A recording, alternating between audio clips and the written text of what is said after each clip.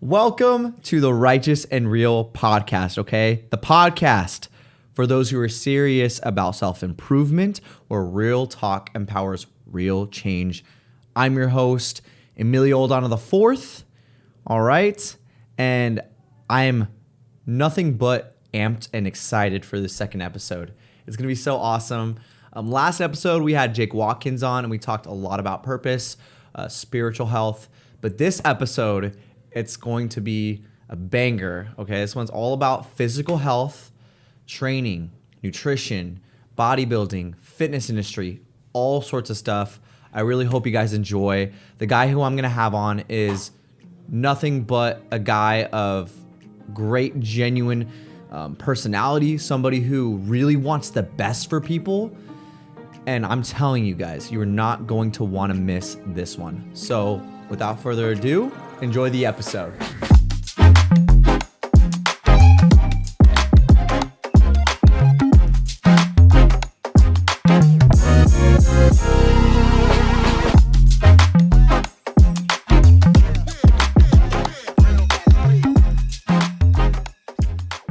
Looks pretty solid.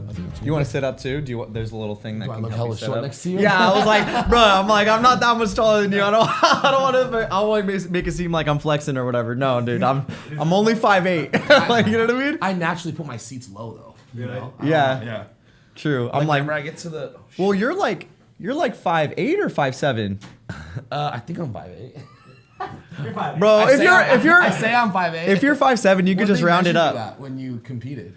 Oh, they measured me at 5'8.25". But What is your height though? I'm 5'8". I'm 5'8.5", in my opinion. And they measured you at 5'8.25"? Yeah, they measured me at 5'8.25". They measured me at 5'7.5". In San Diego the week later when I competed in Fresno, they measured me at 5'7.25". I was like, bro, that's not shrinking, bro. Yeah, I was like, I didn't get that lean. Like that's such an ego hit. Every time, dude. When they told me 5'8.25", like they just said 5'8" at first. I was like, oh, I thought I was 5'8.5", and then they're like, oh, you're 5'8.25". I was like, oh, dang it, yeah. But it is what it is, dude. But yo, thank you so much for hopping on this pod, Yeah, dude. Seriously, you're on the second episode, and like I wanted you on the second episode for a reason, just because the kind of person you are, and all the knowledge you like have provided me since I started coaching, just in general, like just the small questions I had. The ups and downs, like you've always just been available when I'm in the gym, you know what I mean? Oh, yeah. But actually really quick, I wanted to talk about the video you were in recently with Kenny KO. So when he came up to you, I thought it was like crazy. I was like, I did not expect him. Here, we're gonna actually watch it real quick. So I always laugh when like the people get mad at you in these videos and shit. I'm like, all the time. bro, who fucking cares, you know? Are you natural or not? I'm definitely not natty. I haven't been natty for a long time. Do you think your size could be achieved naturally? Yeah, if you got better genetics than me. Do you think that you kind of reached your natural genetic potential, so that's why you hopped on the No, cycles? I hopped on before. I wish I would have waited longer, but I mean, I just wasn't educated enough. I'm 27 now. I've had 2 kids, so I haven't myself up too much. You gotta keep going. Up You it. just Love totally it. How yourself much? up. How much? 1,000 trend? Yeah, each compound. Okay. When I get home, I'm up in my doses 5 grams a week. And technically, because you're doing that, you're going to be increasing the dose later. You can claim natural right now. Okay. So you're set. So I'm still natural. You're natty. He posted the actual YouTube video yesterday and like put me in the intro. Like it's got like Brad Castleberry, then randomly me, then Joey Swole, and like Joey Swole was actually at the booth right by us. dude, so. you're making it like you were like on the upward trend. That's awesome. Dude, it was awesome. Yeah, it was super cool. When I saw him, I was behind the booth and I was in a tank, so I was kind of nervous because I saw him looking, and I was more like, oh, I don't want to like look small in this video. Like, you're always like, I'm thinking like dude, a bodybuilder. you're a monster. You know, and I'm like at an expo, I haven't ate much, so I'm like, I'm gonna look small. And so then he like looked over and he's like, you want to do a video? And I was like, yeah, I was gonna ask you. I was gonna ask him like, I want to do one. So sure enough, we go to do it or whatever, and he like it was super like. I thought he was gonna kind of like, okay, we're gonna record this, whatever. Yeah. No, he just went straight into it. Like he straight up started asking me questions. I was like, oh, I don't even know what I'm gonna say yet. Like I thought I was gonna think of something funny. Yeah. So I just had to like come off the top of my head with something. But you're always good at that stuff. But the comments was what cracked me up even more, because some of them were negative, some of them were positive. Yeah. But some of the negative ones were just like, what were they saying? Like a lot of people were like, and my girl was messing with me. They're just like, oh, you look so old. You look 37. You look 40. And I don't know. I think one of my friends commented on it, and he was like, I feel like people are saying that because you have like this certain crowd of people, I feel like, that when they find out that you're enhanced or you're not natural or whatever, I feel like they then want to point at something, right? Because like they see when I say that, like I don't care. I'm like, I don't care if someone wants to judge me for my decisions or what I do. I don't really promote it. You know what I mean? I will just be honest with people when they ask because I don't want to be a liar, you know? Yeah. And so I think they have to point something out. And like even people were saying my hair, and I'm like, well, dude, I'm not having hair loss, but they're like, oh, your hair cut, and I'm like, dude, what? Like what? Like what is this video even about? You know? Yeah. And so they're saying that, and then like I started reading the age comments. I'm like, man, maybe I do really look old. You know? And my friend was like, no, dude, they're just pointing something out. And then they got crazy people like, oh, he looks 50, he looks 60, and I'm like, dude, well, my dad's almost 60, and he don't even look 60. Well, because so it's like, one thing like when one person says it in the comments, but then it's another thing when like multiple people keep saying it, and you're like.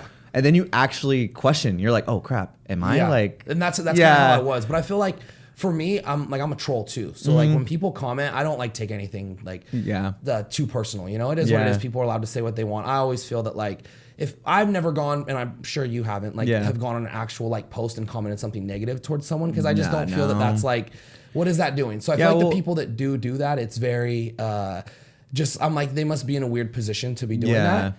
So when they do that, I'm just gonna be funny back because I know I'm pretty funny. So I think I can like roast them back. And they don't really have much to say. Well, I feel like too when people like we're all human, you know, we all have thoughts. We just don't want to put those negative thoughts out there. Like one of the oldest sayings, like if you don't got nothing nice to say, you don't say it at all. Just don't say it at all. Yeah. And I'm not gonna lie. There's been posts where I've looked at and I've thought of something in my head. I'm like, that wasn't nice. I should probably like not even think about commenting it, right? But for some reason, some people just comment it, and it's like, dude, like don't say nothing. If you don't have nothing nice to say, like why do you got to make somebody else self-conscious about it? Correct. But outside of the negative comments, those seem to always stand out, right?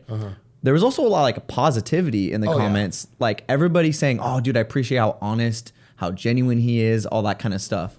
Yeah, and I got a lot of messages actually, like more. I think a lot of people don't want to like post it in the comments because I don't know, maybe they don't want to be judged either. But I got a lot of DMs on there. I mean, I gained like 400 followers from just that one post, and a lot of people messaging me like, "Hey man, you got a follower out of me just from like being honest." And I was also joking like towards the end of that video when he's like, "Oh, up the dose this that." Like I was clearly making a joke, and I think people took that serious as well, because anyone that knows me knows I don't like promote being unhealthy or like doing stuff like that. I do promote being you and being authentic, but I promote like also living long and wanting to live a healthy life as well. You know, it's not my job to tell people whether it's right or wrong to do it or whether they should do it or don't do it. So I never push people to do it. I never push people not to do it. I just don't really speak about it unless I'm asked about it. Yeah, you know what I mean? and like to preface what I kind of said earlier, the moment you walked in, I was like, dude, you're so like genuine, this and that. Like a lot of the comments were kind of trending towards that same thing, and they don't even know you like that, right? But they're saying you're honest, you're genuine.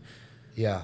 Where do you get that from? Like, do you get that from just like that genuine personality you have? Because you're just a very welcoming person, you know what I mean? Like, did you get that from your family, like growing up, or was it more like just you kind of like developing that? Or I think developing that. I don't think I've always been this way, but I think now, I mean, I'm 27, you know, I have 2 kids. I think I'm just so like grateful for like everything in my life right now, and I'm so like thankful for where I'm at. Like when I was younger, like 16, 17, I mean, I was lost. I had no idea like what I would be doing or anything. So the fact that I get to like, and you as well, like we get to do what we love for a living. We get to help people. Like I'm thankful. You know what I mean? I can't, like there's times where I get frustrated and wish that I was further in certain places, or, you know, always comparing myself to other, you know, things or whatever.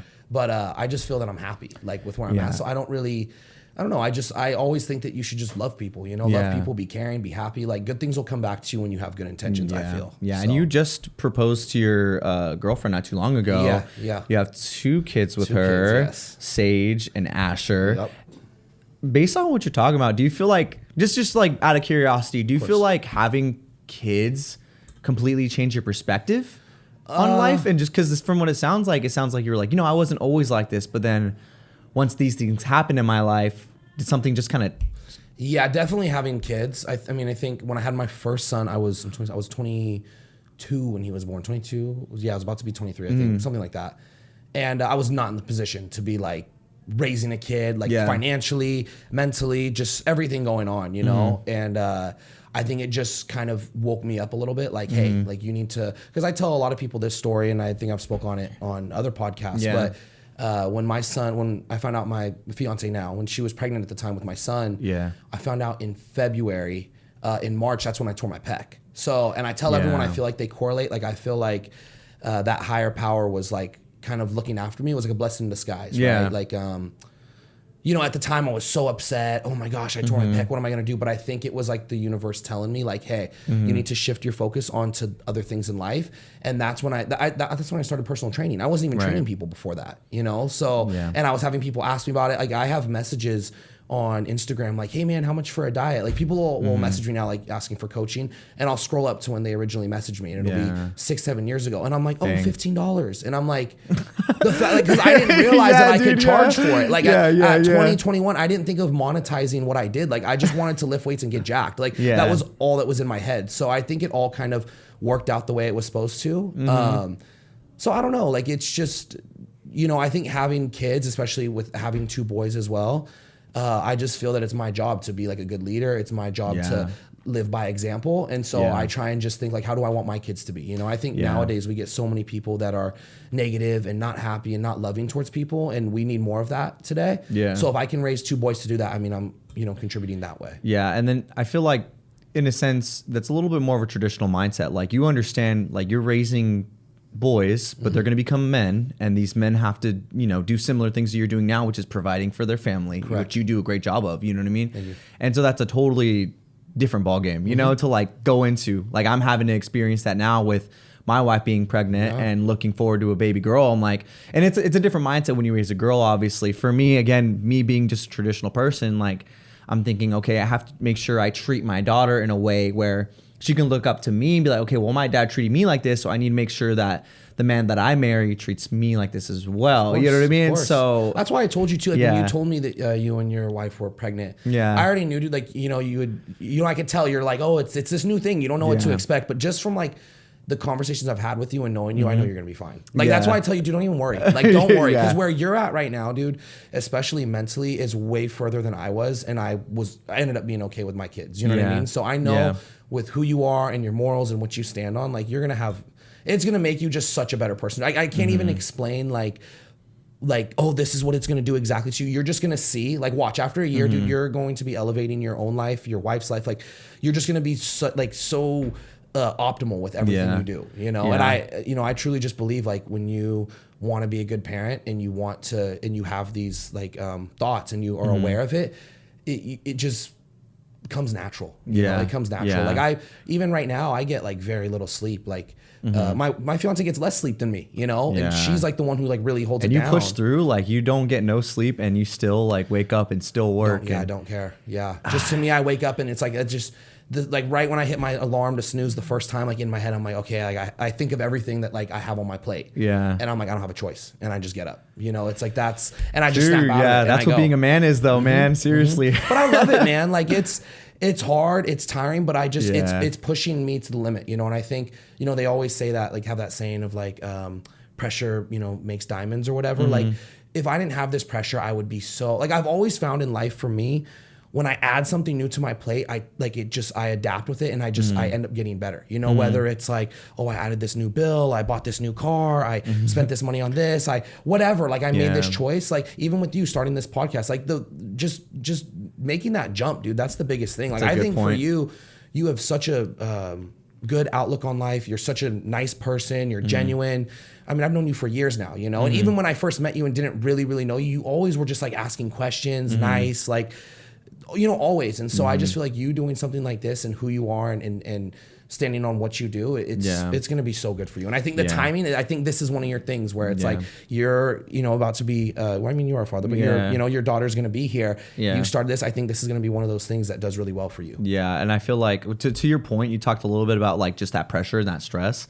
Like, we all need a little bit of pressure and a little bit of stress. And just because it's stress, just because there's pressure doesn't mean it's bad.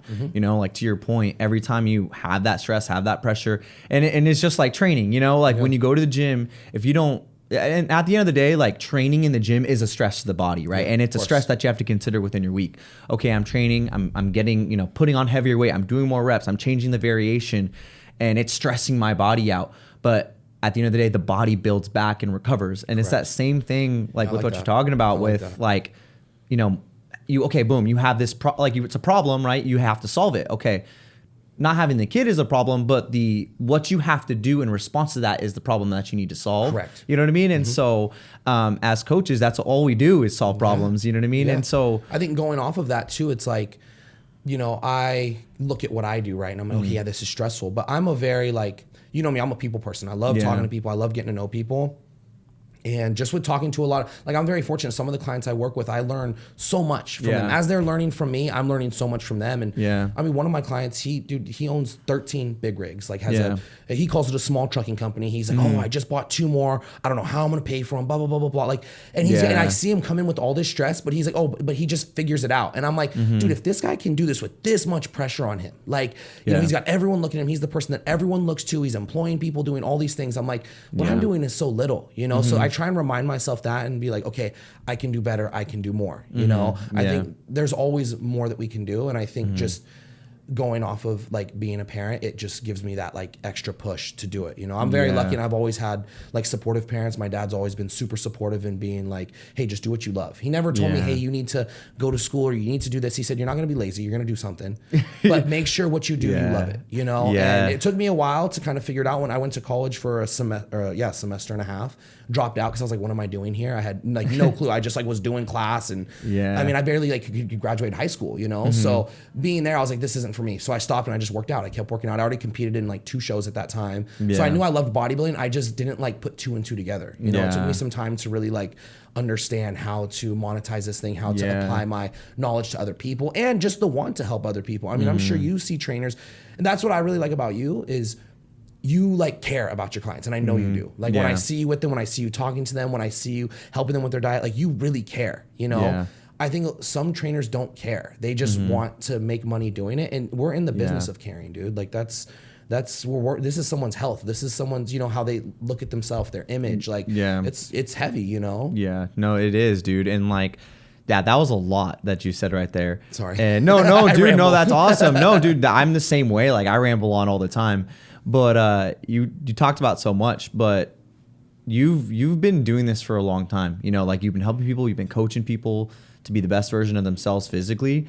Like what's usually the biggest problem that you come across when you have clients? Because you've dealt with so many clients, you know what I mean? Like what's usually the biggest problem? Is it usually nutrition? Is it usually the training? Is it the discipline? How does it usually look when you get a new client and it's like, oh, okay, well, what's the thing we need to solve here? You know what I mean? Yeah, I think it's everything. I think it's a little bit of everything. Oh, obviously it is. But I think if I had to like focus on one thing, it really comes down to the nutrition, you know? I think people don't realize like all the stuff we put into our body and how like just simple things like, oh, well, I go and get my coffee. Oh, where do you get your coffee? Starbucks. Oh, what do you get? This Frappuccino. And you're like, dude, that's 500 calories. And they're like, what? They don't think of that. You know, oh, well, I just had this, you know, glass of wine. Oh, that's X amount of calories. Like the little habits they've built, especially if they're, let's say this client comes to you and they're in their mid 30s or early 40s, whatever. They've went 30, 40, 50 years of their life living this way. It's going to be hard to break them of those habits. You know, they think those things are, and those things are normal. I'm not saying there's anything wrong with that, but we have to, if you're not where you want to be, we're going to have to change some things to get you to that spot and figure out a happy medium of how do we balance this out? How do you still enjoy life? You know, enjoy the things that you want, but also live, you know, be healthy the way you want to be, look the way you want to look, you know, and I think it really comes down. A lot of the people, I think they like the working out. Once they get into it and they actually start training, they're like, oh, I'm getting stronger. Yes, they might be it's like, oh, psychological. It's very you know what I mean? Yeah. Like once they're getting active and they're moving, their blood's flowing, they're like, all these neurotransmitters and fancy words for just saying the good cells in the brain are going off and are saying like, hey, keep doing this. Like this is addicting. This is fun. This is good. And you're right. Like usually I always say this. I've never heard somebody go to the gym and be like, oh, I regretted that. Yeah. You know what I mean? When they're done, no one does. Yeah. Never. Even if it wasn't like the best workout, you're still glad that like you went and that you did it. Right. And so the nutrition is usually the key thing.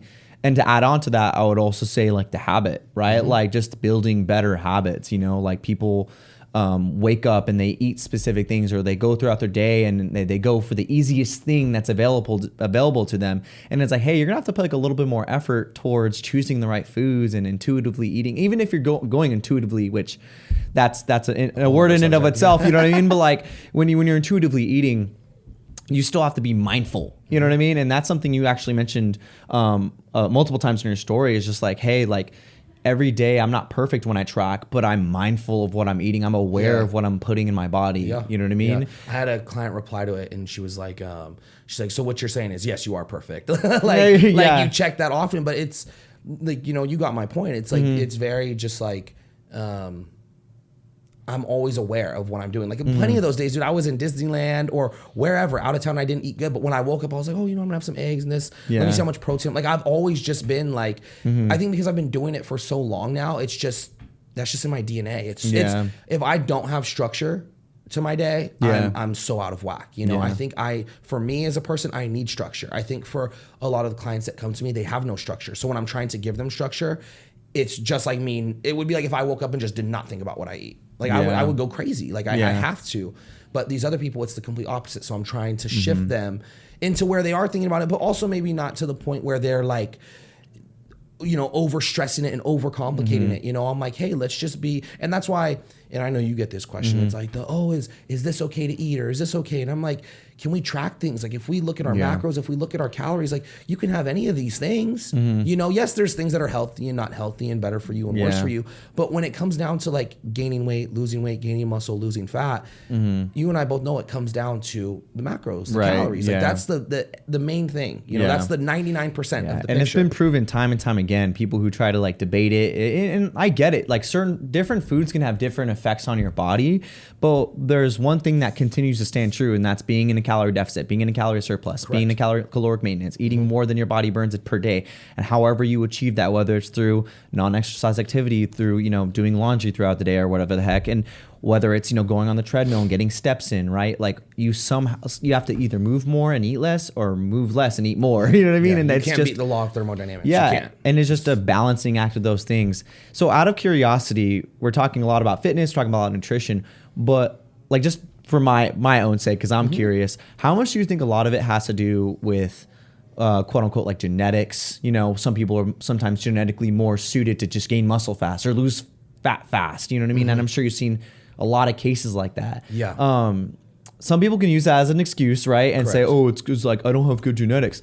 Well, like at the end of the day, like you can still outwork your genetics to some extent, where you could still see the most amount of muscle you have, or the most amount of, the best body composition that you can have, instead of comparing yourself to these other individuals. But in your opinion, what would you say when it comes to genetics? How much do genetics play a role? And you can even chime in as far as how much do they play a role in bodybuilding and lifestyle, maybe compare the two. What do you think? I mean, in bodybuilding, it's the biggest role, as far as like, that's going to determine how far you can go, but I also am into say that doesn't mean you shouldn't bodybuild. Like people always like, I get this thing of like, oh, well, my genetics aren't that good. I'm like, but how do you know? Like until you really put the effort in and train 110%, diet 110%, recover 110%, supplements, if you're doing performance enhancers, whatever it is, right? Until you've pushed that envelope for 5 to 8 years, you have no clue what your genetics are. Like you look at someone like Nick Walker, who's a great bodybuilder. When you look at his first couple shows, like no one would have said he was a genetic freak, but now people look at him, oh, he's got the best genetics in the world, and it's like, well, is it only because he's like at the top now? Like you don't even, because there's so many different like what are good genetics? You could have good muscle insertions, you could have a easier response to getting lean and easier response to building muscle. You can have great structure. You can have small waist. Like there's so many different, we're all going to have genetic strong points and weak points. Not all of them are going to be fair. They're not going to be even either. But I think that shouldn't be a reason why you don't try. It's like, and I always relate it to like basketball. Like it's the same thing with genetics. Like if you and me say we want to go to the NBA, we were talking about our height earlier. Like you and me don't have a good shot when you look at it statistically in the NBA of really making it at under 6 feet tall, But if both of us were 7 feet, like one of us would maybe be in it. You know what I mean? Like that's genetics. Yes, those guys are still so skilled and so all those things, but the genetics is what helps them get to that point as well. It's just as, it plays just as big of a role as nutrition and training and all of those things. So I think in lifestyle, it does matter. But I think people can use genetics as an excuse because they see someone doing something easier. I've had friends that, they diet for a show and they're eating 300-400 grams of carbs on their low days going into a show, and I'm on 80. And I'm like, that's not fair. But guess what? That's what I have to do to get lean. I shouldn't just be like, well, their genetics are better, so I should quit. Like, no, I just have to, and I don't even want to say work harder because they're working just as hard. That's what their body needs. I just have to suffer a bit more in that way. And people are so individual. Like, I don't think people understand like how different from person to person nutrition can look like. And you especially find that out when you prep in a competition. Obviously prepping and competing isn't for everybody. Definitely not. You know, it takes a different type of mindset. You have to dial in, you have to dedicate a lot of time to it, but you do find a lot about yourself. Like, I was able to respond to carbs really well. So when I had like a ton of carbs towards the end of my prep, it went straight to my muscles. It gave me a nice full look, and like it basically brought my body back to life. You know what I mean? At the end of prep. And then some people, they're like, oh, no, I can only have like 20, 30, 40 grams of carbs towards prep because my body just sucks it up and just like puts it in all the wrong places. You know what I mean? And it's like, it sucks, but it's doable. And I think that's what people should kind of think about is like, okay, yeah, will it be a little harder?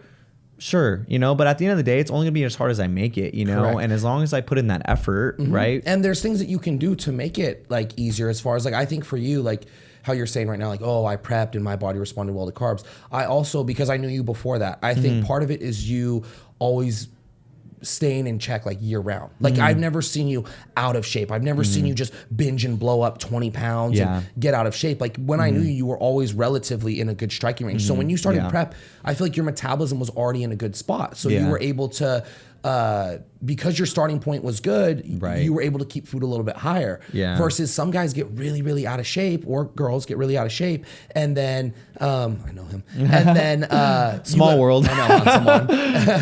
If you're watching, what's up? But then you have to, you know, diet down way harder because of how far they went. So even for me, like, you know, I've dieted super low on food. Right now, I'm like, I would say, in my opinion, probably 20 to 25 pounds away from like stage ready, but I'm eating over 500 grams of carbs a day. But I've built that up over the past year and a half, you know, to where I'm still, my body fat's still around the same that it was a year ago, but my carb intake is 200 grams higher. What you're talking about is, to clarify, is really increasing your metabolism over time by putting on muscle and eating more food, which is such a and it's starting to become more popular, and I'm happy it is. Yeah. But like, people just can't understand that. They're like, think that's the opposite. It's like, wait, so I'm gonna need to eat more food to lose weight? Like, what do you mean by that?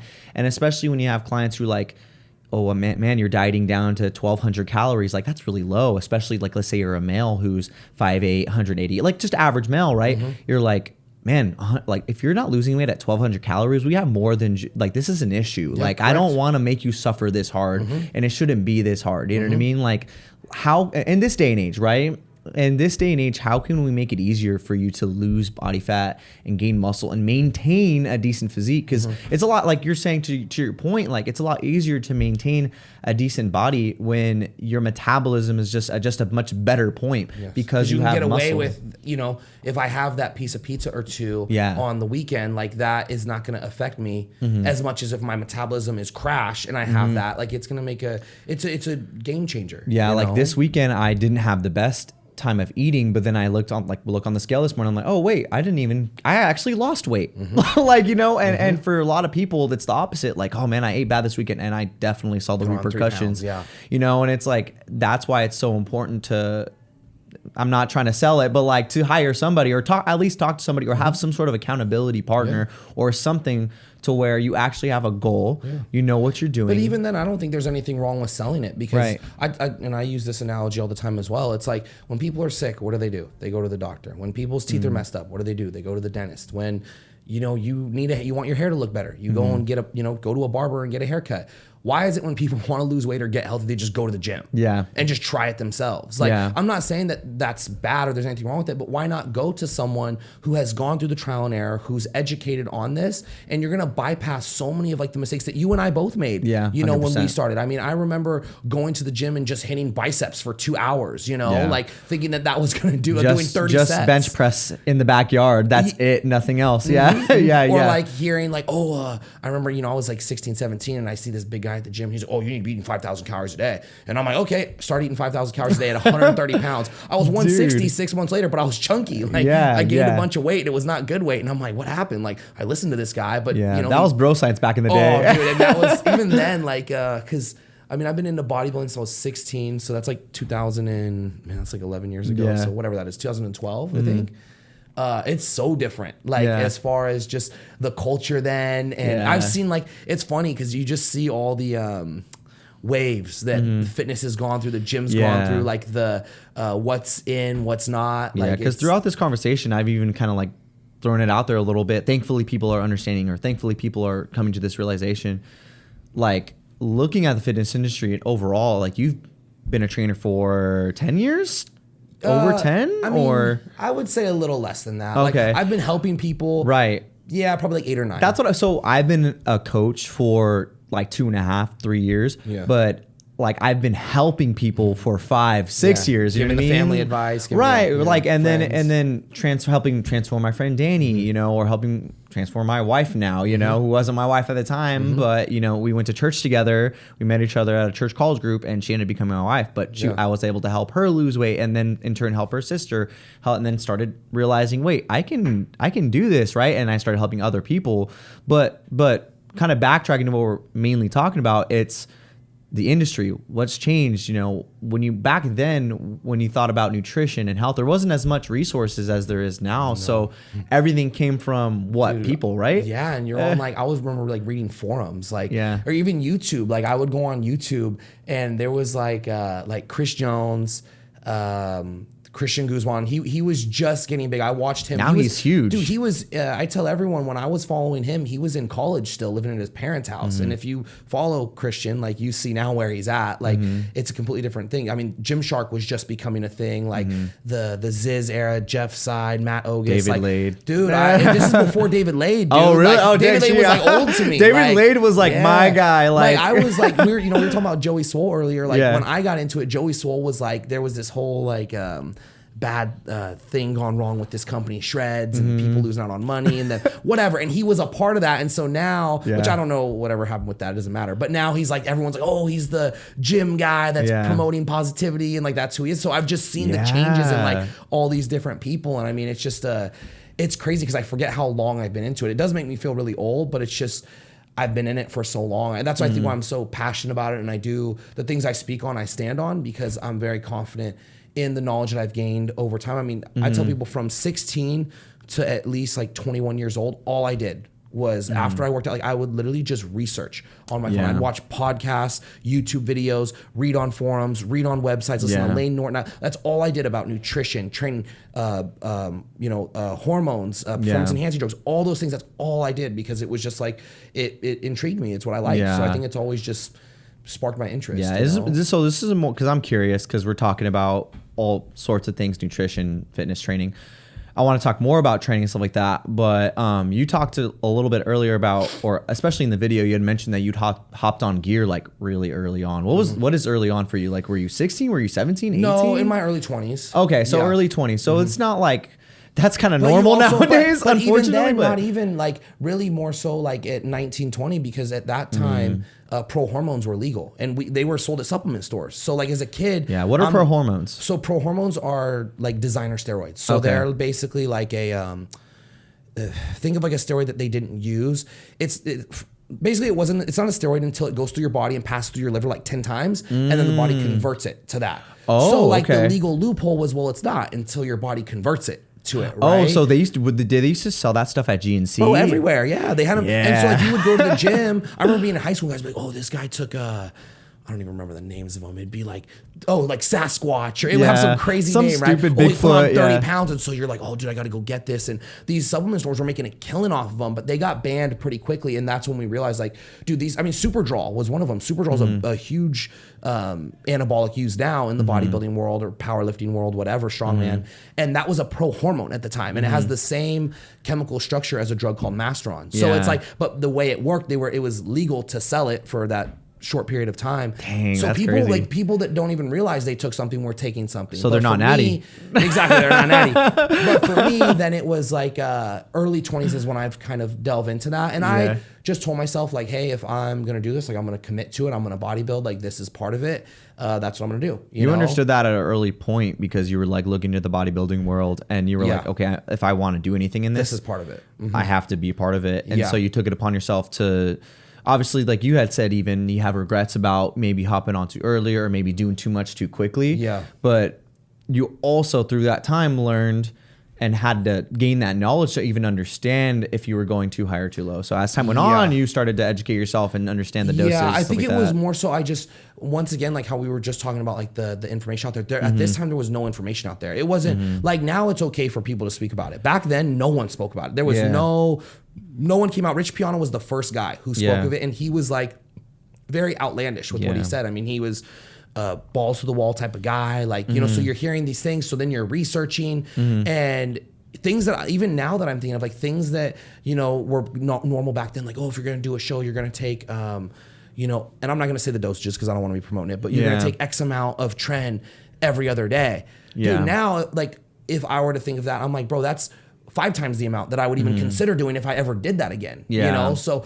we just didn't know like what the you know kind of risk I guess was to it. No one talked about blood work back then. Blood work wasn't even a thing. It was like, oh, your nipples hurt, take an estrogen blocker. You know, like that was it. Oh, you're getting acne, take an estrogen blocker. Like that was the answer to everything. There was no, you couldn't go to anyone. No one was guiding you. Even if you hired coaches, they wouldn't really say much. You know, right? Because they didn't know either. Because what you only know what's out there, what's put out there through forums, articles, whatever. And at the end of the day, a lot of knowledge is based on what other people say. You know what I mean? Like, I do think for me, like where I got maybe kind of lucky is I feel like early on, like I think some of the stuff I was getting wasn't legit as well. Oh, dang. So I think like it was a good thing because I think the things I would have been doing could have harmed my health a bit more. Yeah. If it was legit, you know? Yeah.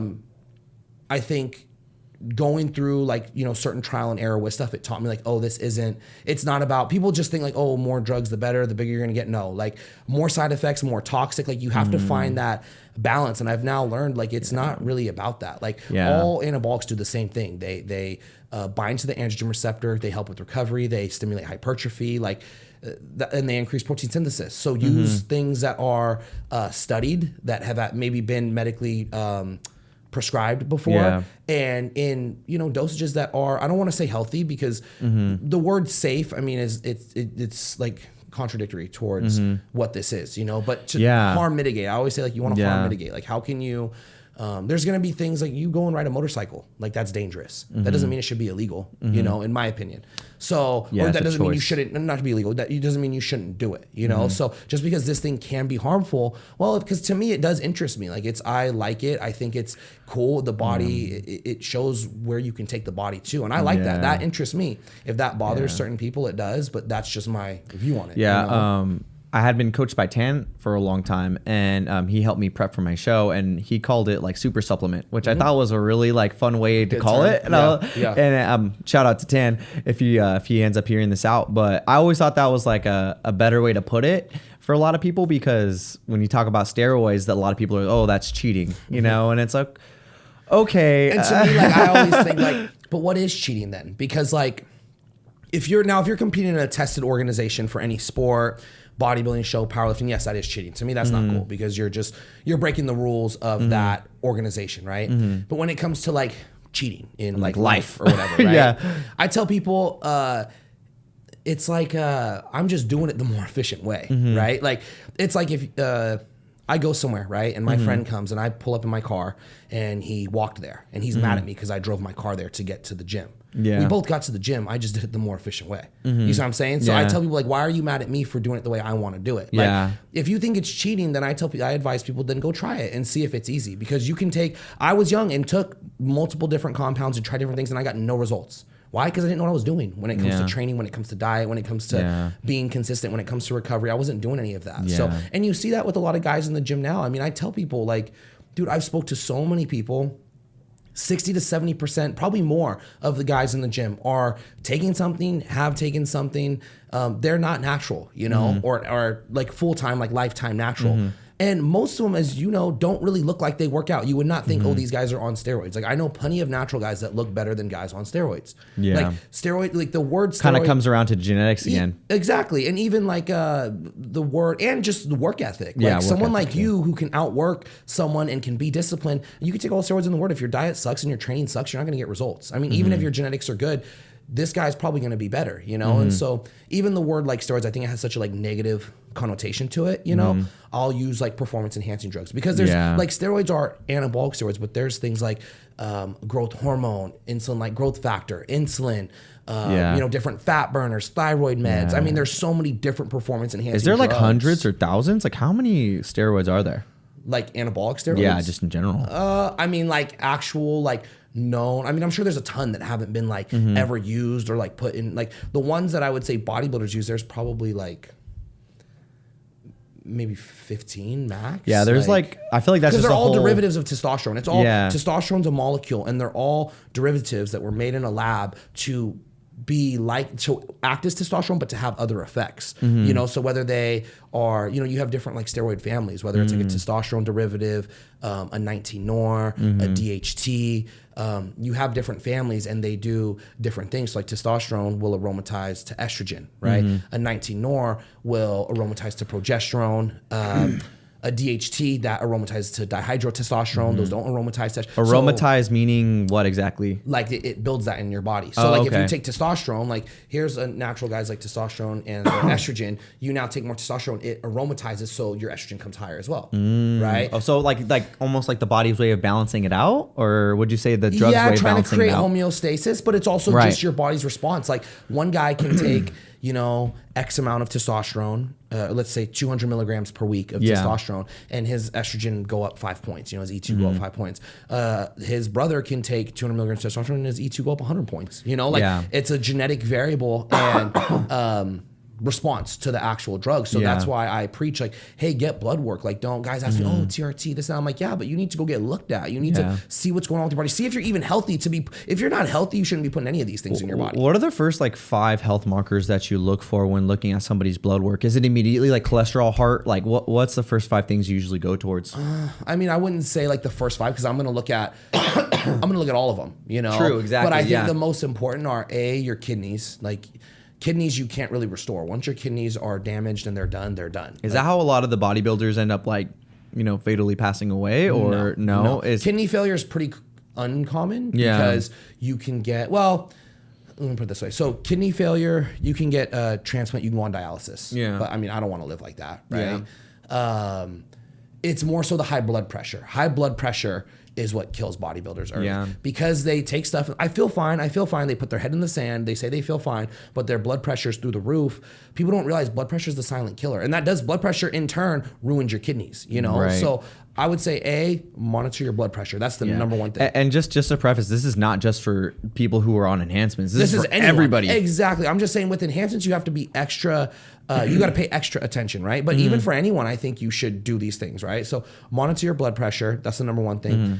Your kidney health you want to check. You know, when your kidneys are, you know, if you are someone where your EGFR or your usually you want to get, for someone who works out and has a lot of muscle, you want to get a cystatin C test. That's not on normal blood work. That's going to show how your kidneys actually function. Because if you get, like if I go and get blood work, my EGFR is going to be thrown off because the amount of muscle you have throws off the creatinine in your body, and they go off of creatinine, not creatine, creatinine, to see how well your kidneys are filtering. But when you have a lot of muscle, when you eat a lot of protein, when you train really hard, creatinine levels are already really high. And you take creatine. Creatine converts into creatinine. That doesn't mean that creatine's bad for your kidneys. No, it's not. It elevates a marker that shows technically that your kidneys aren't okay, but that's in normal people, not working out people. So you usually want to get a cystatin C test to really see where your kidney function is. You then want to look at, I would say, cholesterol. You know, you don't want any, your total cholesterol, your LDL, your HDL. Your total cholesterol is very important. Your LDL is the most important. That's going to be the bad cholesterol. Yes. So the LDL. That's what they say, right? Yeah. So in range, usually on blood work, it'll be anywhere from 80 to 120, maybe 80 to 100. That's the range you want to be in. But from all the research I've done, anything over 80, technically you're having some type of plaque buildup in your arteries. Very little. 80 is still considered healthy, but if you can be under that, there's no plaque buildup. So for me, mine's always in like the 60s. I eat a very low fat diet. I eat high fiber. I do my cardio. My LDL's always been okay. Genetically, I'm okay with it. Yeah. So that's good. But you can use things like there's a, well, this isn't medical advice as well, but go to your doctor, ask them about ezetimibe. Ezetimibe is a good medication that will help reduce your LDL by 10%. So that right off the bat can help you. Something like a statin. A statin is a very strong cholesterol medication. that can reduce a ton. And there's nothing wrong with taking these medications if you need it. If you go to the doctor and they say, hey, your cholesterol is high, yes, you need to change your diet, but you should also hop on the medication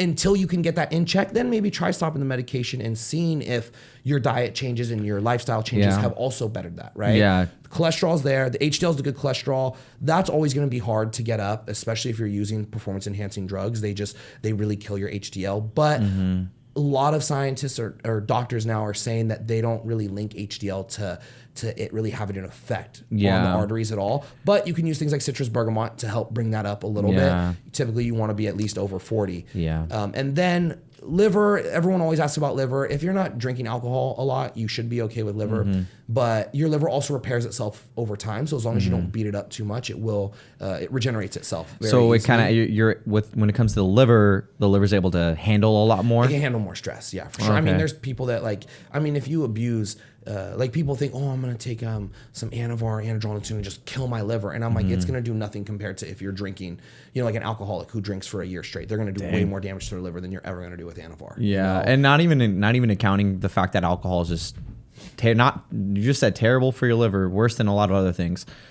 But just in general, alcohol is just not good for muscle building. It's poison to our body. I tell everyone that's what it is. And I mean, there's nothing wrong with drinking it and having fun. But for someone like you or me, I tell everyone, right now, I haven't drank since my birthday, which was end of August. So it's I haven't had one drink since then. And it's not like I'm sober, I'm this, I'm that. I just don't think about it. To me, I don't feel the need to do it that often. I will here and there, if it comes up, whatever. But I also know how it makes me feel. I know how it affects my progress. I know the next couple days I won't perform as well as far as the gym goes, as far as just in life. So I don't like to put myself in that position.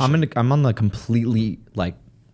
on the complete opposite spectrum, not from you, but just in general from what most people think on I just don't like alcohol. I just don't think it's good for you. And I find all these reasons to say that it's not good for you. And I just avoid it completely. At the end of the day, there's nothing wrong with that, not bro. just, and not because I'm Christian, I'm a believer and the Bible says, oh, you shouldn't drink. Cause the Bible says you can drink. Yeah. Just don't get drunk. You know what I mean? So if by all means I could totally drink, I just don't think it's a productive thing to do. It slows you down, and to all the points you just mentioned, it does all those negative things to you. Look, I mean, and just to correlate, I'm you look at performance enhancing drugs and they are, illegal, right? Yeah. So also don't do anything that's illegal in your country. Talk to a doctor.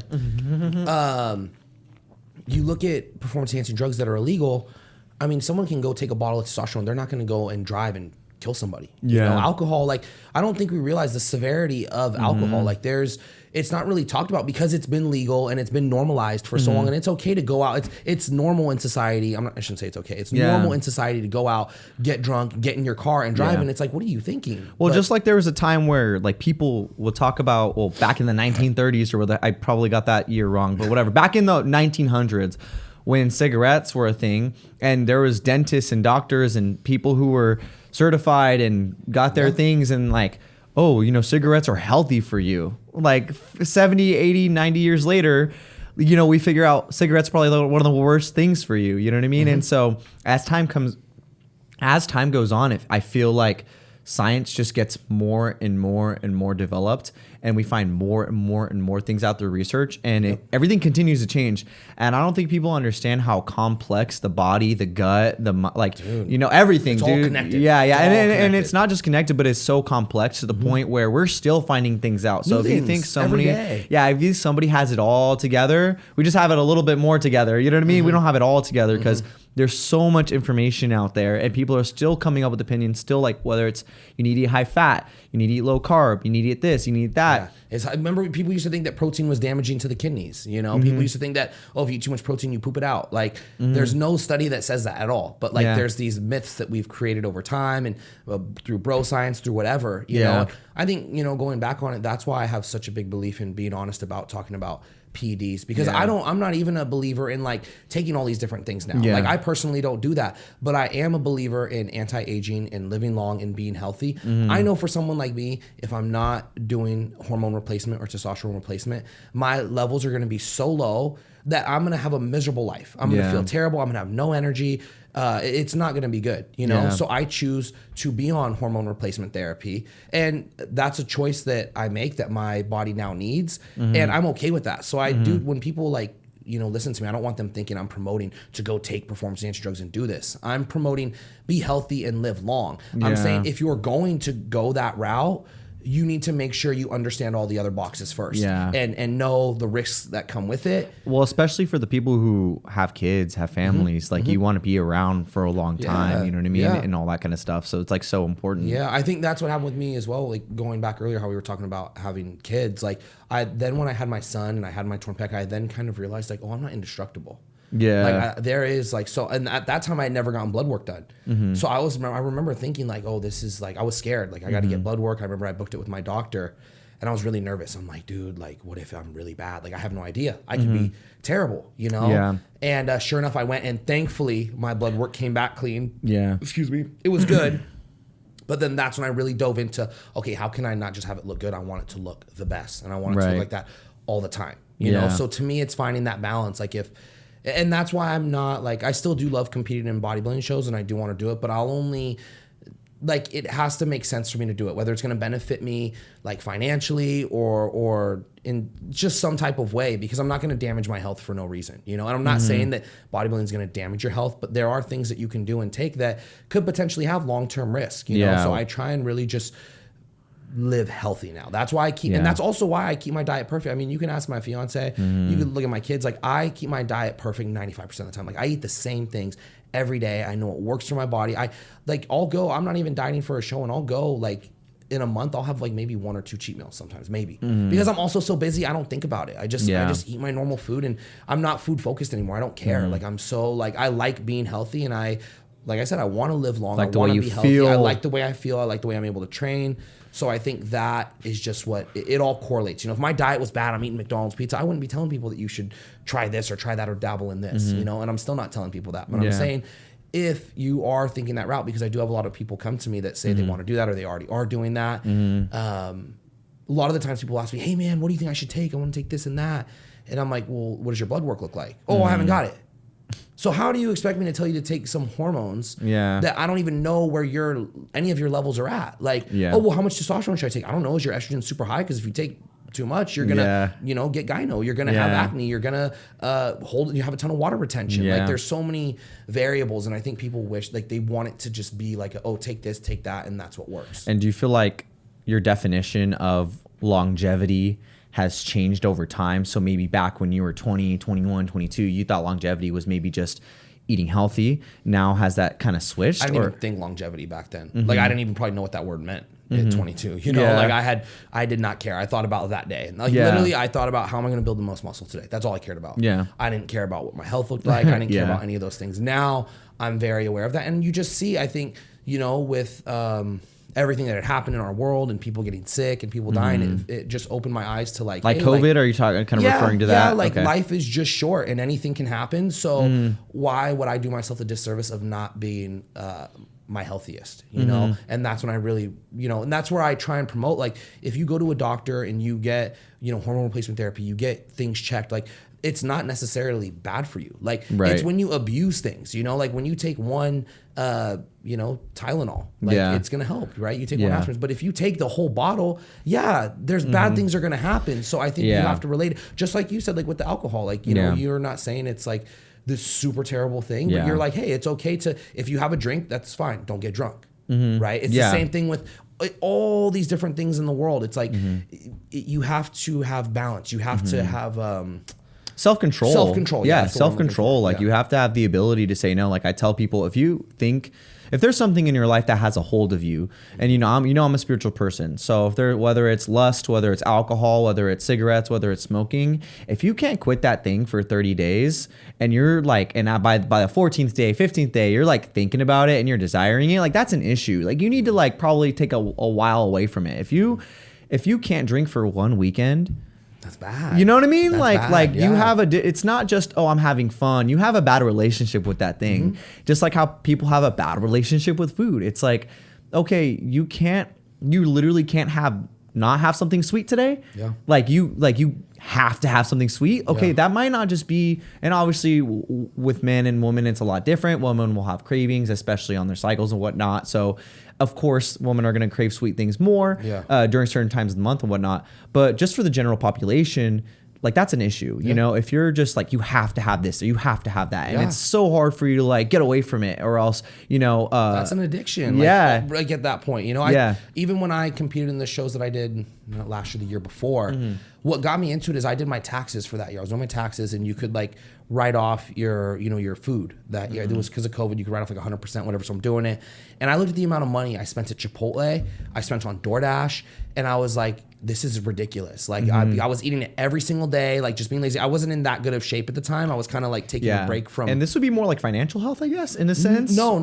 So watch. So this is what I'm gonna. So it started as that, right? It started as, okay, I'm just wasting too much money on this stuff, and this is, you know, I'm not gonna do this. So I made a promise to myself, like, all right, for the next 3 months, you're not eating out at all unless it's with the family. Like if you guys are going out on a date, whatever, that's fine. But for yourself, you have to prep all your own food. You got to make it all at home. You got to go to the grocery store, get it all. So I did that for 3 months. And after about 3 months, I ended up being in really good shape. Like I started looking at my pictures and I compared it to when I started it to where I was 3 months later. I'm like, oh, I look pretty good. Well, then I was going to Vegas for mine and my fiance's 10-year anniversary. And I'm like, oh, you know what? I want to look good for Vegas. It's in the summer. It's in July. So I kept dieting through. I had the one cheat meal I had was on Father's Day. I remember that I had pizza at Round Table on Father's Day. Oh, I love Round Table. Other than that, I did not eat. I didn't have a cheat meal at all. I didn't even go out and eat. I just stuck to that, right? Yeah. We go to Vegas. I'm like, oh, I'm in pretty good shape. I get back, and that's when I messaged Prob and was like, you know, one of my good friends, and I'm like, hey, dude, maybe I should compete. Like, I think I'm in pretty good shape. And he's like, dude, you should. Like, I'll help you out. And so then I hopped right into a prep and did like a 6-week prep. So in probably 4.5 months, I had one cheat meal, dude. 4.5 months. I ate the same thing straight. 4.5 months. I was doing over an hour cardio every day. Like, so I try and like, I'll tell my clients, like, you know, I get that it's hard, but like I went to crazy extremes and have done it. If I can do that, you can give up this for 30 days. You can not drink. You can cut back from drinking once every weekend to once a month. And it comes down to how bad do you really want it? You know, how bad? And I feel like most people don't get into that place until they're at the absolute worst position they've been in. Like their doctor has to tell them something like, hey, you're going to have diabetes. And you're like, oh, okay, now I'm going to hit up a coach. Now I'm going to do all this. It's like, dude, you should have done that like weeks, months, years ago. You know what I mean? And it's like. And that's a scary thing, man. Like, I mean, I don't ever want to have to like hear that to me, you know? And I also, once again, want my sons to be healthy. Like I want to promote like, I think it's funny because like if we go somewhere, right? Let's say me and Emilio go out to, dinner with friends, right, and family, and we sit down and we choose not to order food. Like we say, hey, you know what? I'm not going to eat. There's only like pizza here, this and that. We're not going to eat. We just want to stick to our diet or whatever. People be like, oh, or like we just want to eat healthy, or maybe we brought a chicken and rice meal. People be like, oh, you're dieting right now. And the fact that like eating healthy or making good choices is considered dieting now. Like why can't it just be, no, this is our lifestyle. Like I just choose to. You know what I mean? Like people really like fit shame that, you know, like we don't go, you and me don't walk in with our chicken rice and be like, why are you eating pizza? Why are you eating a burger? Why are you having like, you could have spoken 1,000 different languages, but today you decided to speak facts. I was like, dude, that was good. I tell him that. Dude, but no, isn't seriously. It true? Oh my gosh. Why is dude. it looked at as like you're dieting? Like why can't, and like why does anything have to be said? Why can't you say, oh, like that's good, that's cool, that's how you eat? Yeah, like it's we not don't dieting. tell people, like you don't go and see an overweight person and you see them eating McDonald's and be like, why are you doing that? Yeah, it's not dieting. So why are you looking at us when we're eating chicken and rice or whatever? I'm just like using it as an example. It's a habit change. I think that it's like we should like promote like, oh, that's cool, good for you. Like we shouldn't, oh, that sucks. Oh, I wouldn't want to do that. You've heard it all, right? Like it's tough. So it's always funny when like you have relatives or friends or family or whatever who are like I'm not doing nothing, man. I'm just trying to get some food too. You know, it's the holidays. Like I ate clean pretty much all week. Oh, it's cheat day today. Dude, like no, I'm just like you know, you did that video, and I'm sure everyone watching has seen the In-N-Out one. You know, like getting the burger, like because the thing is you can and I'm sure you don't even go down that rabbit hole. I'm just like, it's cheat day because I'm not gonna say no. I actually factored in like you know I'm eating 3,000 calories a day. I've only had 2,000, so I can have this burger and fries, and I'm still not gonna be overdoing it too crazy. But if you sit there and try to explain that to them after 3 seconds, they're like already not listening. Yeah, they already checked out. They already checked out of it. So I'm just like, cheat day. Yeah, you know, it's way easier to say cheat day. And I feel like people are starting to like understand more of the psychological thing behind nutrition, behind all that kind of stuff. With some people, I try to say like more of a flexible day of eating. And it's a nicer way of saying cheat day. Yeah. Because there's some people. Yeah, don't give it a negative connotation, right? Yeah, like, yeah. have a free meal, not a cheat meal. Like you earned this, right? Yeah. Like if people I'm like the sound of free too. That's another like kind of like mind thing you can do is be like, oh, free. It's like, oh, well, I have a good sense of what free is. Usually when something's free, that means happy. Yeah. That means great. You know Dude, what I mean? I'll have clients that freak out. They'll tell me like, oh, I'm gonna fess up, Austin. I had 2 Oreos today, and I'm like, that's not bad. Like that's 120 calories or whatever. Like just okay. You were gonna eat 200 grams of rice in your last meal. Just do 100. It's the same. Like it's the same. You know. But people get so like they think of this is bad. This is good. I can do this. I can't do that. They want to think so black and white, and it's not that. Yeah, that's why you have to just cut out the whole idea of there being good and bad food. You know, because there's healthy and unhealthy food. But I tell people healthy and like weight management are 2 separate things. Yeah. Like you and me can eat all the fruit and vegetables in the world. Yeah. That's healthy. But if we're gaining weight, we're eating too many calories. Yeah. But if it's Asher's first birthday and you guys have a slice of cake together, like that's not bad. Like does the cake have sugar? Does the cake have this? Does it not fit your macros? I don't know. But out of 365 days a year, one of those days, okay, let's say you had 364 good days, and on the day of your son's first birthday, you're gonna have a slice of cake with him.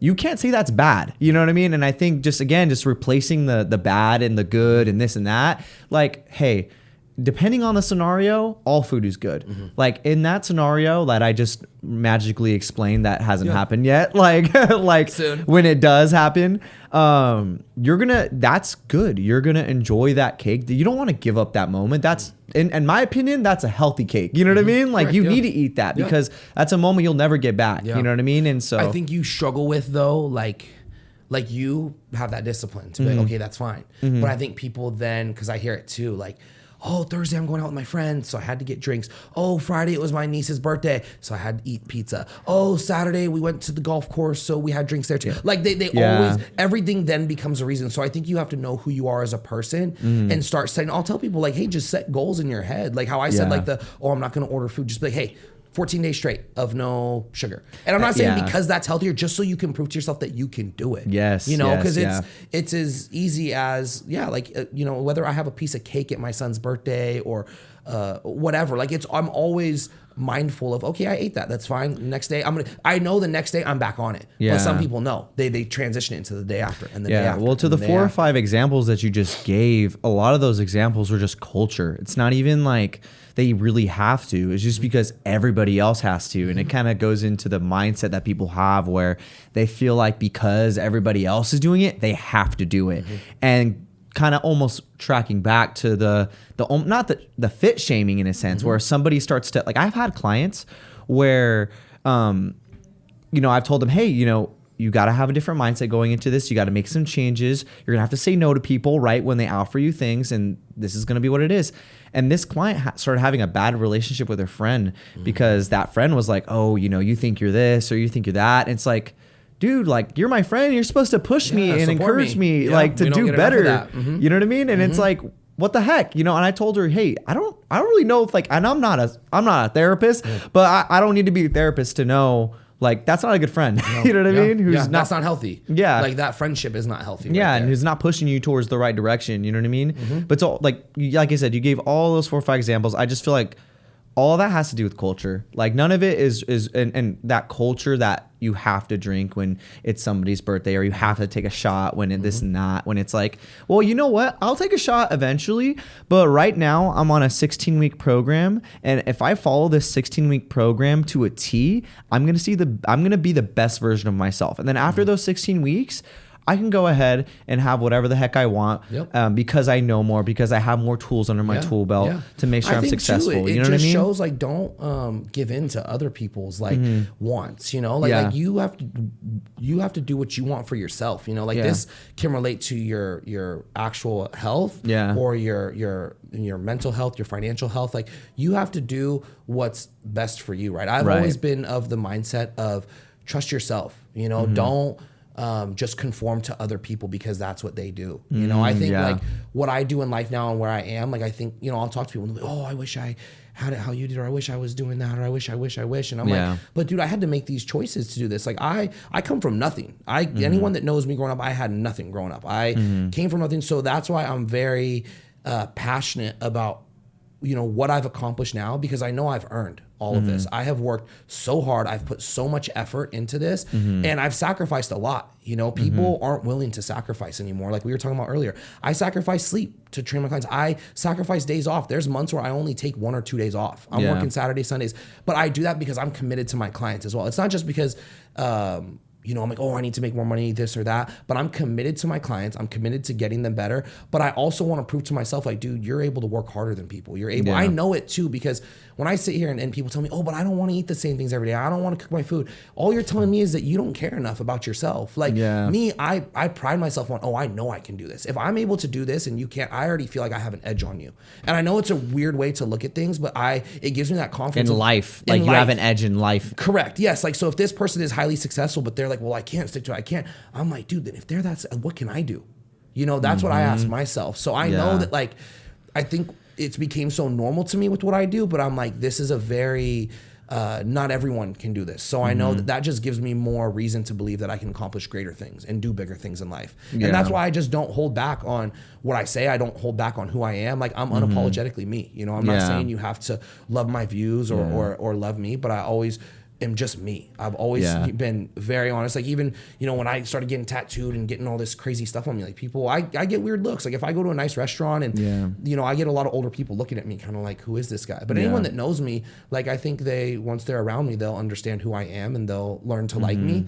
And if not, and if they judge me on how I appear, then that's fine too. That's their own thing. But I'll never hold back from being who I am. You're unapologetically yourself, but you're also a good individual. You know, it'd be different if you were like unapologetically yourself and you were just a complete freaking jerk. Yeah. But you know I think if I was that person, I don't think I'd be where I am now. I don't think I would have clients. That's also why I say, like, you know, circling back earlier to where we were talking about when did you start training this and that. I used to tell myself, man, if I would have done this earlier. But I think I started at the right time. I don't think mentally I was ready to come across the things I've come across. You know, in the world we're in, we have to be very professional. We're dealing with someone's health. We're dealing with their body. When you know, like, there's so many moving variables, you know, as I'm sure you've seen. Like, I don't think at that young of an age I would have been okay with it. You know, I don't think when a client comes to me and tells me some things they have going on in their life that I would have been even able to process that, you know? So now I just feel that it all came at the time it needed to come at. And so that's why just now in life, I don't question things. Like when something comes up, like, I stress, but I'm like, God's going to figure it out. You know what I mean? He's going to guide me, and he's going to whatever needs to happen is going to happen. I trust that. You know, when my sons were born and seeing my first son being in the hospital for a couple of weeks, like, just seeing everything that happens to babies and how they're born, and a million things like have to go right for this baby to be healthy. Like, it makes me realize that, dude, I'm just super fortunate. Like, I'm super blessed. I'm like, I have no reason to be mad at the world. I'm happy. I love living. I love life. Like, and that's why I want to live long, because I love it, you know? And I don't think enough people, I think a lot of people aren't happy because they're not doing what they saw. Yeah. They're also just not grateful. That too. Yeah. You know what I mean? Yeah. They're not like, dude, I'm like, I tell my clients all the time, like, if it weren't for you guys, I would be nothing. Like, they're who support what I do. I'm always like, they end up coming to my baby showers, birthday parties, because I build like genuine like friendships with these people. Like, these are the people I care about. These are the people that let me into their life, and they trust me and they support my business. Like, that's huge, you know, which is supporting my family. It's feeding my kids. Like, it's a big deal. So I just am always very like grateful to everyone. And I try and I think when you're just nice to people, it goes so much further. Like, I think of, you know, if you own a business, right? Or if you and me go for a job interview, or say we're interviewing people to work for us, like, even if person A is way smarter than person B, if person A is super mean and person B's, like, who are you going to want to be around? Because that's also someone you want to work with. So I think if clients come to me, I can be the best trainer ever, but if I'm not personable, if you don't like me, if I'm not fun, like whatever, right? Like, you're not going to want, if I'm just awkward and I just sit there with a clipboard, okay, go again. Yeah. And like, that's it. Like, is my service really that good? So how can you be the best you and attract the most people? You know, how do you attract that energy, that positive energy? Because not everybody attracts the same type of person, you know, like you're going to attract a different type of person than I'm going to attract, and all the other trainers that we train around every single day. And so I'm a big, like, energy person too, though. Like the energy you put out is what you're going to get back. Like Right, 100%. I always relate it to like if you wake up in the morning and you stub your toe, you know, on your bed or whatever, and you're like, oh, this is how today starts. My day's going to suck. Like, yeah, if you tell yourself today's going to suck, that's what's going to happen. So like I said earlier, when I wake up and I try and snooze my alarm and I think like, okay, I got all this on my plate, I got to get up. Then I tell myself like, dude, I remember like wishing I would be this busy. I remember like showing up to sessions and having 3 cancellations back to back to back and just being like, dude, is this how it's always going to be? Like, is this ever going to take off for me? Is it going to do anything? Like wanting to just be busy. And now that I am busy, why would I think like, oh gosh, I'm so tired? Like, that's not cool. Like,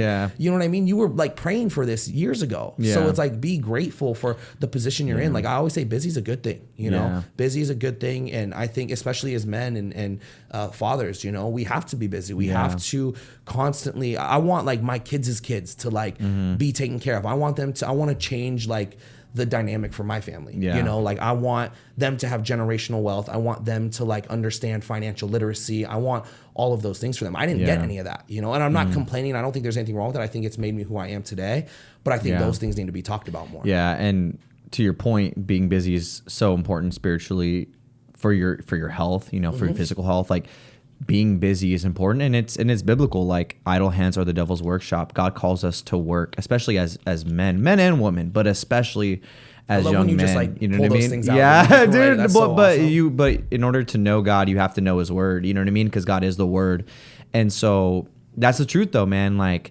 God is put us in a position on this earth to work and to be fruitful with others, to be genuine, to be authentic, to be righteous, and to be real. And when I say righteous and real, when I make it that name, it's not like because it's catchy. It is catchy, but I do like it because it's you. In a world where people just there's no morals, I feel like people are doing things that are wrong, like and that's my opinion. I'm not saying that it's absolute. For me, it's absolute, but it doesn't mean I understand for everybody else. It doesn't always have to be absolute, but I think there's a right way to go about life. I at least I do. And I think that's from God, you know, from the Bible, from that, you know what I mean?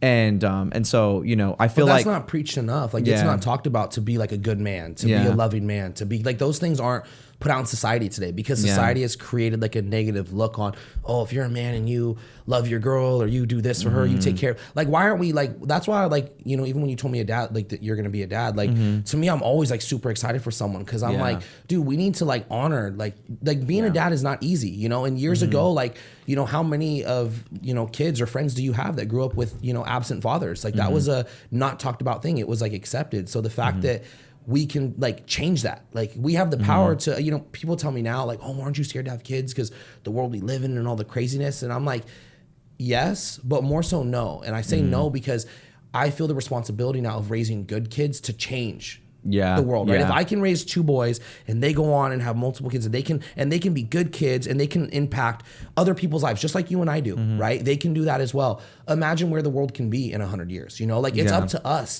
to make it better. You know, we shouldn't just have that outlook of, well, the world's messed up and so that's how it's going to be. No, let's change that, you know? I think, and it starts with us. You know, I know it sounds like, oh, crazy, cliche, whatever, and very cliche, but that's just, I feel that's my responsibility. I think being a parent is you have the most important job in the world. You're shaping a human. You know, I'm literally shaping a human. Like you said earlier, it's what my son sees, that's what he's going to do. You know, if I treat his mom with disrespect, if I yell at her, if I don't take care of her, he's going to see that and he's going to think there's nothing wrong with that. I want him to treat people the way people should be treated. You know, I think when you, and even having a son, it's hard because I think you want him to be tough. You want him, you know what he's going to go through, the going through school and being bullied, whatever. But I think if you love your kids and you show them like how much you love them, I think it will then, in turn, that's how they're going to treat other people. If all they know is love, that I think the kids that get, you know, that end up bullying other kids and hate other kids because they don't get that love at home, so they don't experience that, so they just hate on other people. But if you just always show them love, that's all they're going to know to show. You know, they always are going to show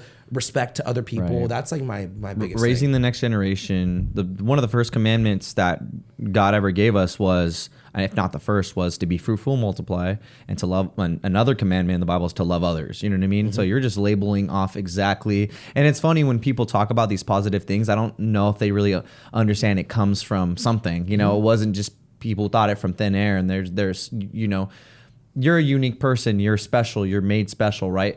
But you didn't come up with that. you know, that's from an ideology that's been thought of before. And you know what I mean? So it's good, again, to talk about all this stuff. Like this podcast was about physical health, you know, and I believe God calls us to have a physically healthy temple. And I hope that throughout this whole thing that people were able to take something from it and like, okay, like not only do I need to be physically healthy, but I also need to be, you know, have a family, have morals, have this, have that, you know, like take everything from it. Don't, obviously, yes, take the physicality from it. Because again, God calls us to be physically healthy, but I think also understanding like there's so much more to life than just physical health. Correct, you know, like at the end of the day, I feel like it's health all around. Yeah. It's and that's why I love like with what you're doing with this podcast. And like when you told me about it and asked me like, hey, you've been, you know, talking to me for a couple minutes. Hey, you know, I want you to have you on this. And I told you, of course, like I've always enjoyed your presence and the conversations we've had. So I'm like, dude, whatever you need, like, let me know. Yeah. And then when you told me like your kind of ideology and your mindset behind it, I just thought it was super cool because I knew it was you. Like anyone that, like I've told like my clients, like I remember seeing you when you first started training at the facility, like you would have like your Bible and you would like read a verse and do a set. Like I thought that was super cool of you. Like you're just you know, and I've always loved people that are just them. Like they don't conform to what everyone else thinks, or they're going to be who they want to be, you know? So I think when you did this, I'm like, dude, this is him. Like, this is so him. Like, it's such a good idea. I think it's super positive. I think tons of people are going to learn from it. And I really think you should just keep going with it. And just, you know. I pray to God that people can just take something from this and just grow, you know, as individuals, spiritually, physically, emotionally, everything. Well, I think the most important thing is like, this is going to be out there, right? So like, you know, when your daughter grows up, like she can like watch this back and be like, dang, that's my dad. Like, that's trippy, dude. You know, like that's but that's like, serious, just gave me dude. chills, like she's gonna think like that's my dad speaking these things. She's gonna know like the principles you stood on. Like she's gonna know when she one day gets married, like this is what I want in my husband because this is what my dad, you know, this is how he was to me. So that's heavy stuff, man. But that's real life, you know, and that's I think the importance of it. So what you're doing, it's good that you're a good person doing a good thing. It's not just heavy stuff, but it's real. Yeah. It's righteous and real. Yeah, dude, I know. I was gonna say that, dude, that pun. So with that said, man, I feel like me and Austin are gonna have to come on and do another one because I feel like anytime we didn't even get we got nutrition, we got a lot. I mean, PEDs. But we got like family, but we didn't even get training, dude. And I know. Like again, that's a whole nother. We didn't even get into football. No. I know we didn't get into the fact that the Raiders suck. But anyways, as we wrap up another episode of Righteous and Real, remember your journey to improvement is ongoing, and every step counts. And I'm still trying to memorize this, but keep striving, stay real, and join me, Emilio Aldana IV, next time. But until then, live righteous and live real. Peace. And follow me on Instagram at 2aesthetic_. Oh yeah, don't forget that. I should have done that. Oh my god. I'll have the links down below. That's good.